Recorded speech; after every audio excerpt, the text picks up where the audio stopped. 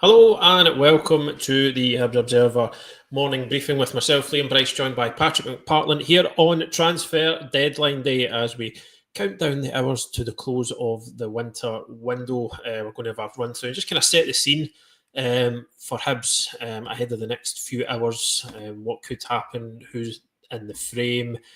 I just get a feel for how the day might unfold, Patrick. But first of all, how are you? Looking forward to this today? I always look forward to transfer deadline. Answer that one later, depending on what time, how far after midnight you get finished. I think, transfer deadline day is a funny one, especially in January, because I think there was, not just for Hibs, just in general, I think there was a time when it used to be so kind of manic, chaotic, unpredictable. Well, I mean, it's unpredictable still, but I think it's just in general, it's kind of wound down a little bit. I think managers are very much of the opinion now that it is a difficult window to get anything done. I mean, obviously there's bits and pieces you can do, but I feel like we're more and more hearing from managers and sporting directors saying that January is the harder of the two windows, which is understandable.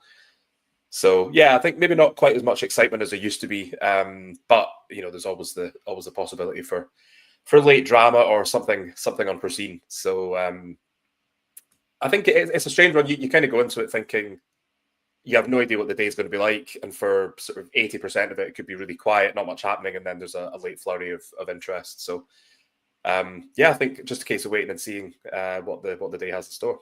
Yeah, you can never quite relax. So before we get into it, just a word as always for our sponsor, Good Vibes Giveaways, proud to sponsor the Hibs Observer and offer fantastic prizes to fans of the club. Prizes, they'll change weekly and they include tech and gadgets, days out, weekends away, tax-free cash, and even Oasis tickets. So get your tickets now at www.goodvibesgiveaways.com.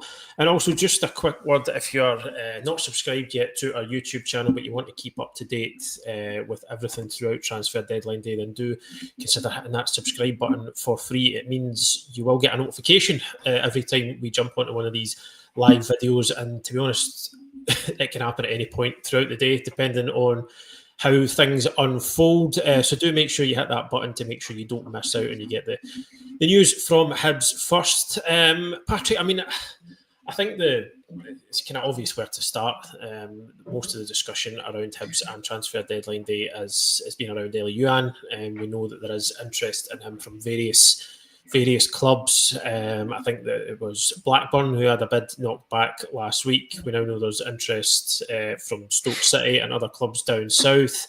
And there was reports over the weekend that Stoke had come in with an offer, but there's kind of now sort of conflicting news from down south. Some sources saying that Stoke are still pursuing a deal for Youan, others not quite so definitive on that. So it feels like one that's really kind of up in the air with these last few hours. I think what's obviously clear is that Hibs are going to stick by the valuation of Elie Youan. They have done. They did during the summer. They are keen to do so again. So it's kind of hard to say at the moment where that one's going to go. He could end up going down to England, could go elsewhere. He could remain a Hibs player after the transfer window. I think kind of all possibilities seem to still be on the table at the moment. Yeah, and like I was saying before, like things can happen sort of unexpectedly, not even involving the clubs and the players we've just been talking about, but things can happen elsewhere, and that opens up like a route for another club to come in or something like that. There's been interest in Youan from sort of further afield than just England, which is kind of understandable. I think you see what he's given to Hibs. I know this season's been a little bit kind of stop-start in terms of his injuries and stuff, but when you look at what he's given to Hibs since he came in, that first season on loan, and then like the previous season, he has, he's contributed, a fair chunk of goals and assists. He's that kind of player who gets fans off their seats. He's got that kind of unpredictability. You don't really know what he's going to do with the ball, and you can, I think he's one of those players who you look at Hibs when their form turned around, and it did kind of coincide with him coming back into the team, and and I think it was 2 goals, 1 assist, but just him and Martin Boyle just seem to be a really good forward line, and I think it's clear what he does bring to the team. It's just whether or not whether or not somebody does want to pay the money that Hibs value him at, and I think a lot will hinge on whether Whether a team is prepared to do that. This sort of suggestion that Stoke are interested, maybe aren't interested. I think you get that quite a lot of players on deadline day. Situations change; they're fluid. But then you also have there's an awful lot of kind of who's going to blink first type situations, and I think a lot hinges on whether how keen the player is to go, how keen the selling club are to sell, and how much the sort of interested clubs want to make that player a new site. So I mean that's one that could effectively run until the deadline. You called it right there. Hibs aren't going to be they're not going to lose him for less than they want. They'll have a valuation, and I think they'll stick to that. He's got 18 months left on his contract, out of contract at the end of summer 2026. So, they're in a fairly good position in terms of negotiating, and, they can point to, his sort of goals and assists from previous seasons, and, perfect within their rights. Because I think, there have been transfers in the past from, not just Hibs, but other Scottish clubs where you think that's, the buying club's getting probably a better deal there than they should be. So, I don't think, certainly shouldn't, Hibs can't be faulted for holding out for what they believe is a fair price for, a player who on his day can be sort of unplayable at times. And, I think it's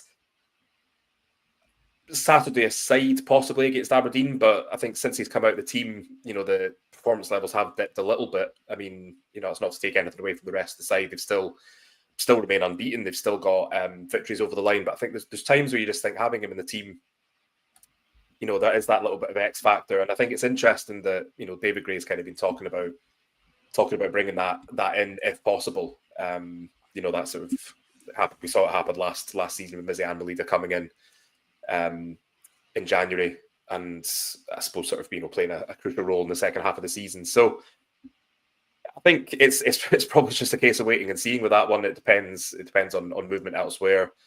But at the same time, I think anything that does happen or anything that Hibs are going to do, I think will possibly be related to the Youan situation. Not just necessarily bringing in somebody who can kind of replace him. And then you look at the fact that Hibs are playing a kind of 3-5-2 formation at the moment. He's not really a wing back. You can play him up front, but then you've got Kieran Bowie back from injury, Mikola Kurevich back from injury. You've got Boyle playing up top. You've got Dwight Gale. So, I suppose it depends. If you want a player who's capable of playing, up top, out wide, that would seem to make sense to me. But then again, it depends on who's available. It depends on who they can get. Because even though it's happened before in previous transfer windows, Hibs have identified players and want to bring them in, but then something happens last minute and the whole deal collapses. And it's nothing to do with not sourcing your targets in good time, but it's just the fact that deadline day is so unpredictable. So I think that's, as you say, that's the one to watch today. And I think you're right when you say it. We could finish deadline day and he could still be a Hibs player, or he might have moved on. We just kind of have to wait and see. But I think that probably will be the main one to watch throughout today. Yeah, absolutely. Scott McKenzie. Morning, chaps. Are you planning to be live until the deadline? We might take a wee break or two, if that's possible. I think approximately 0 people have been calling for that. So yeah, I don't know if anybody wants to listen to the two of us. Yeah, we're trying to gain subscribers, not lose them. Yeah, I know nobody wants to listen to me for almost 12 hours straight. Probably don't want to see us for 12 hours straight either. So. No, no, Scott. I mean, what we'll probably do we'll update throughout the day if things start moving. If there's news to bring you, if there's news breaks, and we want to react to that and discuss it, we'll probably jump on and out throughout the day. So that's why I was saying, if anybody's not subscribed yet, do hit the button and make sure you'll get a notification every time we do jump back on. We're not going to subject you to the two of us for almost 12 straight hours. Don't worry about that, Scott. We wouldn't do that to you. So yeah, as you were saying, it's I think you kind of tying it into if Youan was to go, does that then kind of set things in motion for other players to come in? I mean, it's I think what's interesting there, and it's kind of tying two things together. David Gray's spoken this month about if he's going to add, he wants to bring in, he's kind of interested in somebody who can bring a bit of X factor. But I think if Elie Youan is to go, that is the exact kind of thing you're losing. So I think as a manager, you would have to think, if he is going to lose Elie Youan, who, as we all know, brings that X factor, it would probably, he would really, regardless of what happens, I'm sure he'd like an X factor type player in the door anyway. But it maybe kind of heighten the the needs, the kind of want for somebody who can come in and do that. But it seems to be, are these kind of guys going to be available? I think Hibs really kind of timed it well. They struck a good deal to get Mizzy and Malida. The circumstances, the stars all aligned for them to get a player, of that kind of caliber who might otherwise not have been available. So, it's, again, with so many hours left, that's kind of still on the table. If anything could happen in that regard, if somebody comes up that Hibs think that they can, David Gray thinks could really add something the way Mizzy and Malida, for example, did last season, then that the kind of thing that if it, as I said, comes into the frame that Hibs could go after. I think so. The interesting thing about Malida for me is that he kind of followed the pattern of a lot of Hibs signings where, this is going back to definitely like the start of the first season in the Championship, but probably before then a little bit as well, where players are kind of sourced who've maybe lost their way a little bit, or just needs at a club where they're going to sort of get that kind of love from the fans. They can kind of rediscover form. They can kind of kickstart their career a little bit, and both parties benefit from it. Hibs benefit because they get a player who certainly in Malida's case is too good really to be at the club, and then the player gets a chance to kind of put themselves in the shop window, or kind of showcase what they can do, potentially win a new deal at the club.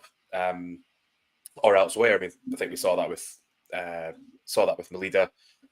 That certainly when he first came in that first game against Rangers, I think there were a lot of people thinking who's this, because it wasn't, I think, if we're being charitable, it wasn't the best debut we've seen from a Hibs player. But it's a little bit like, and I'm not putting them in the same sphere here. Obviously, different position, different types of players, obviously. But you look at Jordan Smith's first game when he came in and that 3-3 draw against Aberdeen, and I think a lot of fans thinking, not sure if he's the answer. But then after that, he got settled, clean sheet against Motherwell, and now has become a very, very assured presence between the sticks, and played a big part in the sort of turnaround for the team. So it's just whether or not Hibs sort of continue that and sort of think, can we get someone in who has maybe lost their way a little bit? It's a risk. It is it's risky. If it works, then brilliant. Mm-hmm. But I think there is always that kind of danger that if you do get somebody in like that, they're not necessarily going to manage to hit the ground running. We know some players just don't really kind of acclimatise to Scottish football very well. So, I think you talk about bringing in a player with that sort of X factor and wanting to do that anyway. If Youan goes, then I think it just sort of widens the sort of the possibilities for what could come in, depending on the fee they get for him. That could mean that they can spend more on a different type of player with X factor. It could mean that they can bring in more than one player. But I think the overwhelming thing for me is that that the sort of consistent message has been this sort of quality over quantity, and the fact that with upwards of, I think it's certainly more than 10, I think kind of 15, 16, 17 players, including academy players leaving in the summer. So there is that kind of, they've spoken about long-term plans at the club. So, you look at Alassane Amani being signed on a 3.5-year deal. So that's, you're planning for the future, but you've also got him for the second half of the current season. It's whether or not, players are going to come in, can they be brought in on longer term deals, to kind of lessen how much they're going to have to do in the summer, but also are they going to be better than what's already there? Because there's no point in just bringing somebody in who, maybe isn't going to be sort of starting every week, or isn't able to, provide competition in certain places. So that's sort of one thing to think about. And then the squad is still bloated. David Gray's been saying the squad is still too large. You look at how many, even though 2 midfielders have left this window, it's still, there's quite a lot of bodies in there. Luke Amos has sort of said he's sort of keen to move on. Nathan Mariah-Welsh not getting an awful lot of game time either. And I suppose, a lot does depend on how Manny fits into this, because at the moment, I think, Nectar Triantis has to be one of your first names on the team sheet. You'll have Joe Newell coming back. You've had, Dylan Levitt playing in there. You've still got Hyoku Kwon. So, I think, as I was saying earlier, things can happen very short notice. Things become sort of possible that weren't possible 2, 3, 4 days previously. So I think there seems to be an awful lot kind of going on at Hibs in terms of juggling, players moving on who maybe aren't going to get as much game time, freeing up wages and squad space for players who are going to contribute, and if they can do it beyond the summer, then great. So an awful lot going on there, and I think that's why Gray was quite interesting last week when he was asked in the pre-match press conference ahead of the Aberdeen game if fans should expect activity, and he kind of gave the same answer that he's given throughout the window, which is work's ongoing. We have to be ready to respond if something happens, or somebody comes in for one of our players. So I think it's I don't think we're going to see anything like a few years back when I think it was, I want to say 10, but maybe it's just one of those numbers that kind of grows over time. It's certainly a large number of loan players signed on the final day of the window, in the final few hours. So I don't think we're going to see anything like that. But again, I think it's really difficult to say without knowing what's going to happen, without knowing who's going to come in. Because I think we talked about January being like a difficult window. There's always the propensity for kind of a bit of nonsense as well. Like if a club sort of in dire straits somewhere and panics and thinks we've got X amount of thousands of pounds or millions to spend, let's just throw it on this player. So every player at Hibs has their price. If somebody comes in and says we'd like to buy this player for this much, and it's something that Hibs consider, then that can change things. But at the same time, I don't think they're going to do anything.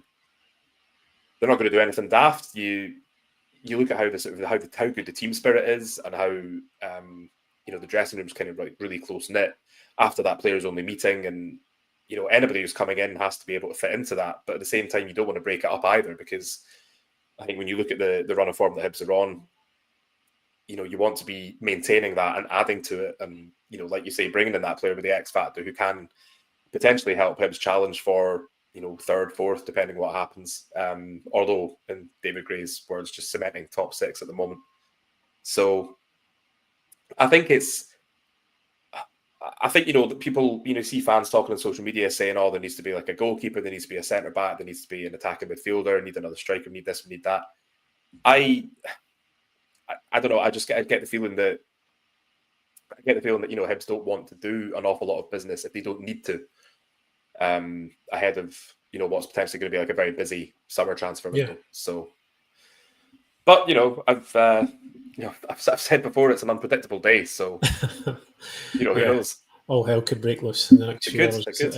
Just before we finish up, any news on potential Rocky and Miller moves? There's really a bit of speculation around both players. I suppose that's going to be inevitable, considering they're both out of contract in the next few months. There has been interest from down south and elsewhere in Rocky in the past. But I suppose based on his comments recently, he did seem keen to extend his deal at Hibs, but I suppose then comes down to whether that deal would be right for everybody. So I think when there's two players who are moving to the end of their contracts, I think it's inevitable that there was going to be some interest and speculation arising around them at this time. Especially, I think those two, the likes of Miller, Rocky. Miller's obviously a full Australia international. Both of them still, a good age, a young age. So again, one to watch. I mean, potentially. I think Miller is an interesting one because, as you say, he's a full Australian internationalist, and I know he is susceptible to making mistakes and everything like that. But he's a goal threat. He's big, he's physical, and I think he was probably signed with a view to, not solely, but thinking like if he does well at Hibs, then he could be he could be a saleable asset, because Hibs are a selling club. We know this, and if you're kind of selling something to players and saying, look, you want to play in Europe, come to us, give us 2 or 3 years. If you perform well, you're in the shop window for England, potentially other leagues in Europe. I suppose the only thing is that if somebody comes in for Miller, then you're a little bit short in sort of. I know at the moment Hibs aren't really playing with an out and out right back, but that would really leave you with Chris Cadden and not much else at sort of right back and right wing back. Kenai Omega obviously out on loan. I don't know whether they'd want to be recalling him sort of midway through the season. So then, it's you try and bring somebody else in who can cover those positions. In fact, he can cover centre back as well. That's another sort of, we know David Gray likes his players to be flexible and versatile. But it's interesting at the moment because I don't think you look at him and Chris Cadden, and I think both of them can play right back. They can both play right wing back. Cadden seems to be the kind of favoured, the favoured sort of pick at the moment. I know, Miller had that injury that he was kind of managing, just during that period when Hibs seemed to be managing injuries all over the pitch. But it's interesting that, he is coming on sort of later in games. Another thing Gray has talked about a lot is this sort of desire to have a squad of players who can contribute, because it's not just, I think the exact line is something like the 11 you start the game with is very rarely the 11 you finish the game with. So it's all about having players who can come on for like the last 15, 20 minutes and sort of, keep that momentum up and, sort of not take away from the overall, for the team's overall kind of performance or, whatever you want to call it.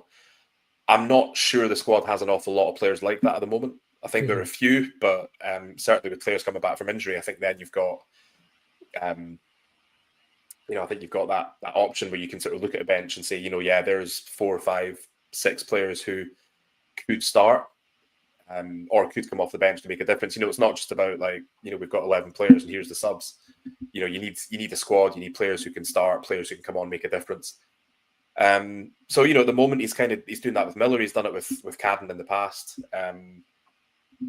But I don't know. It is a funny one because you can see why Miller would be an attractive signing for another club, because he's got that height, he's got that physicality. I think he's 24, and there is that he is still a little bit raw, but that can be, there'll be managers out there who think they could probably coach that out of him and sort of mold him into whether it's a right back or a centre back. He obviously played centre back when he was younger, and he's kind of moved to playing as a full back.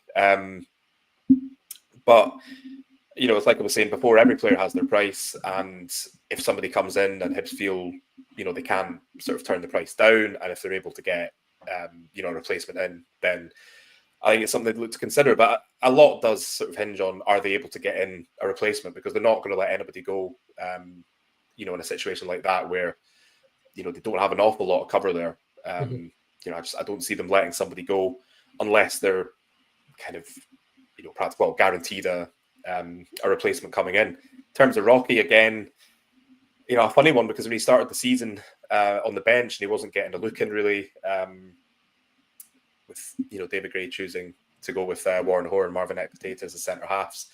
I think since he's come in, obviously he scored that equaliser against Aberdeen in that 3-3 draw, which kind of kick-started the turnaround. I've said ever since he came to Hibs that he looks a lot more comfortable in a back three. I think you look at his pace. I think that's really that's like a real kind of positive of his game, and I think he is.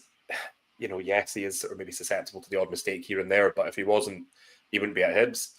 And I think he's also getting sort of rid of them, I think, a little bit. There's been quite a few games recently where he's been a really kind of positive influence at the back. Said before, that sort of combination with Ahora on the right of him and Jack Iredale on the left,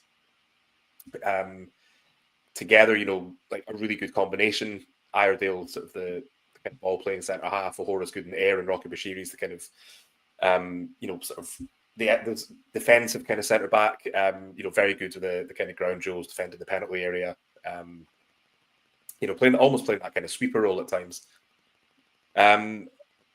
Whether or not, it's a funny one because, as you say, he did speak about wanting to stay, or certainly given that impression. He talked about a new contract possibly coming soon.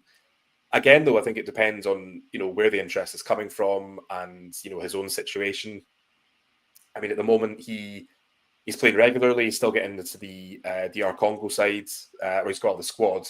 Maybe not playing as much, but that's another thing to balance. If he's wanting to regularly be involved in the international squads, he knows that he's getting into the squad when he's at Hibs. If he goes, then you're what you left with Ekpiteta, O'Hora, Jack Iredale. If Miller stays around, he can sort of cover centre half. Beyond that, though, you are sort of, it's looking a little bit light. And I just think, again, it all hinges on if you can get a replacement in. And, I mean, personally, if I was making the decisions, I would say that, Rocky's been, probably a very good, he's played a key role in this sort of turnaround. He scored some vital goals, vital equalisers. He's getting assists, contributing to clean sheets. And, I think there's a lot of people assuming that once Ekpiteta's fit again, he'll just sort of walk back into the side and Bushiri will drop out. But, I mean, on current form, I don't think you would do that. No. And, I think, Ekpiteta will probably know that. I mean, they're talking about him. I think David Gray's been saying sometime in February, coming back from his sort of thigh problem. But, in the same way that we talked about bringing in players and trying not to upset the kind of, the overall squad morale, you don't want to sort of play around with the starting lineup too much if you don't have to. Because I think that's been a big part of the sort of success, the turnaround, is having a consistent defence and having a goalkeeper behind them who they obviously feel comfortable with, and knowing what each other's going to do in that back three. And if you're able to sort of take somebody out, for example, when O'Hora was out injured and they put Miller in there, still looked comfortable, fairly solid. There's not been an awful lot of clean sheets, but they have been either drawing games or winning games. So I think it is a balancing act. It's trying to judge, like, will the club be better off, or financially better off, obviously, but what does it mean for the squad? What does it mean for the European aspirations? Because I know they're keeping the ambitions in house, but